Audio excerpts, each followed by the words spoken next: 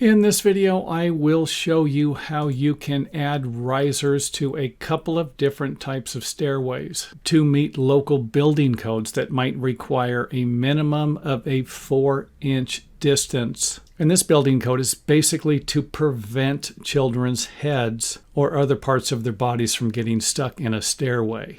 At least that's what I've been told. So let's go ahead and start with the easiest method, and that would simply be to add a board to the front of each step. And even though I said this is the easiest, it might not be something that would be approved by your local building department. And the reason for that is right here. If this separates from the tread or was somehow installed a little bit lower than the top of the tread, then you could end up creating a trip hazard, and that would basically defeat the purpose of modifying the stairway in any way, obviously.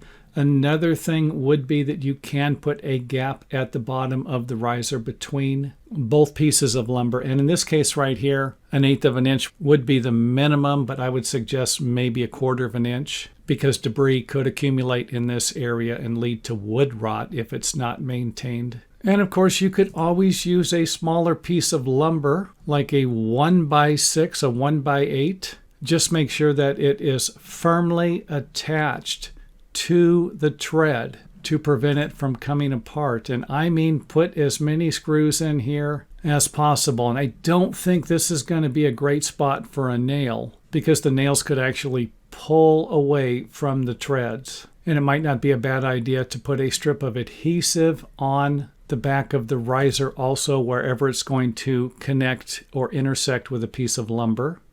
And another option might be to remove the front step or remove the steps so that you can place a board behind it. And this might not be an option in all cases. Keep in mind that once you start to take apart a stairway, you could damage the stringers. And I'm not about to suggest that damage can't be fixed, but definitely something to think about. You start taking apart a couple of boards and you break one of the stringers, then you might want to reevaluate this and choose one of the other methods. So again, another option here, and something that would prevent any problems with the riser separating from the front of the tread. And if you are going to remove the steps and rebuild it, then you might consider using a larger piece or something a little wider so that you can get a nosing. And again, make sure that the nosing goes all the way up and down the stairway so that each one of the steps has the same depth or length.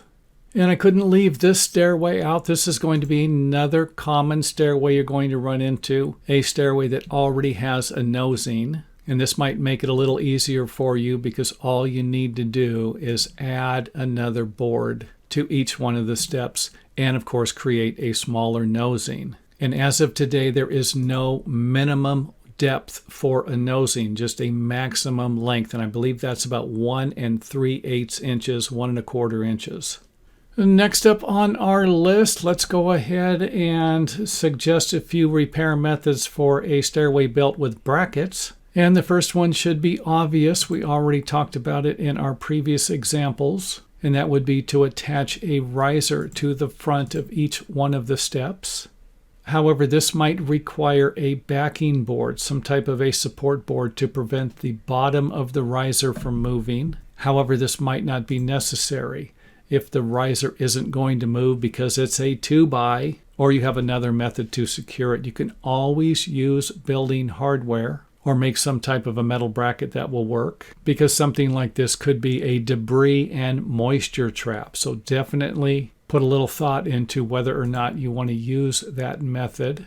And depending upon how the stairway is built, you might need to use a filler board to firmly attach everything together. Next up on the list, let's install the riser behind the tread. We're going to attach the riser to the back of the tread and then use a support board to attach the riser to the bottom of the tread. So we're going to attach this board to the bottom of the tread and then attach the riser to this board here to create a nice connection. Now, another thing you might need to do using this method will be to notch around the brackets used along with any of the fastening components. So this could be a time-consuming remodeling method.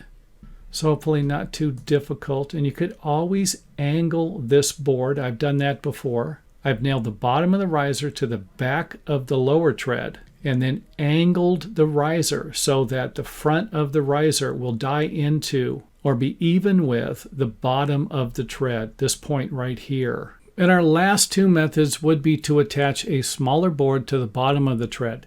This would prevent the debris from accumulating at the bottom, like it would if we use this method here. Now, if you remember, I suggested that your building codes might have a 4-inch minimum. The building code simply requires that a 4-inch round ball, a round sphere, cannot pass through any section of the stairway, including this area here. So we can simply install a board at the top or install one at the bottom. And if you do install a board like this at the bottom, it could create problems for people walking up the stairway. The front of their shoes could end up hitting these boards. Again, suggesting why this method here might be better. So hopefully that helps. If it does, let us know by hitting the thumbs up button. And as always, any questions you have, feel free to leave them in the comment area, and I will answer them as soon as possible.